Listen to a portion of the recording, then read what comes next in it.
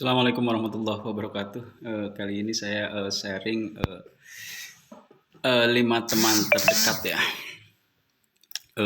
Dalam salah satu kata-kata motivasi dan inspirasi yang pernah saya ikuti, yang pernah saya baca adalah kita adalah teman terdekat kita. Artinya ketika kita mau melihat seseorang, kualitas seseorang, kita lihat teman-teman dekatnya seperti apa, karena nggak jauh dari teman-teman dekatnya seperti itu ya.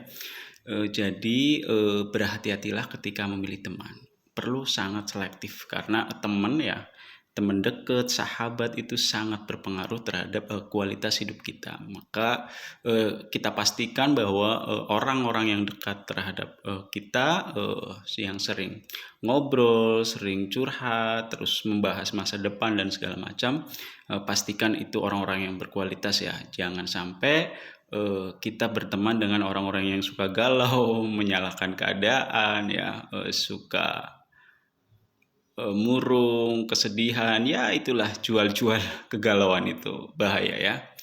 Ada kalanya kita manusia, kita sedih dan galau ya. Makanya kita perlu yaitu teman-teman kita. Ketika kita punya masalah ya, yakinkan ketika kita mau mengatakan sesuatu terhadap orang yang tepat.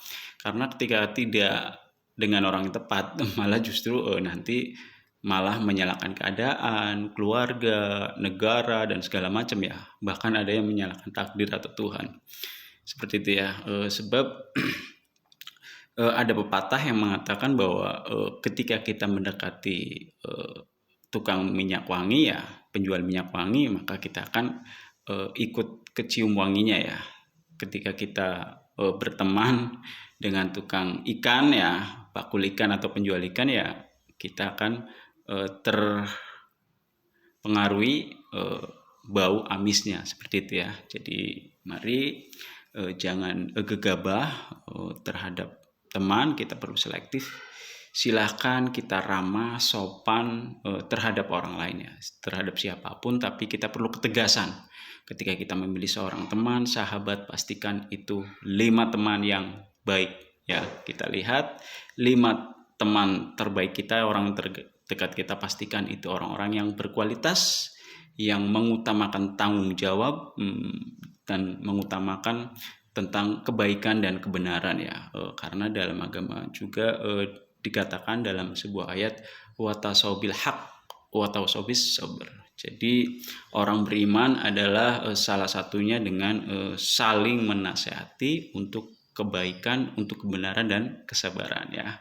Jadi kalau kita punya ujian hidup ya, pastikan ketika kita ngobrol, sharing dengan teman agar menguatkan diri, agar berpegang terhadap kebaikan, kebenaran ya, dan kesabaran, sehingga kita tidak melenceng, hidup kita bisa lurus, hidup kita bisa naik level ya.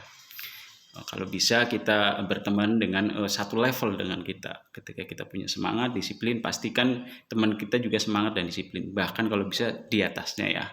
Kalau kita punya teman yang berkualitas ya, apalagi di atas kita, maka kita akan semakin tumbuh dan mendewasa dan semakin dekat kepada Tuhan. Terima kasih. Assalamualaikum warahmatullahi wabarakatuh. See you.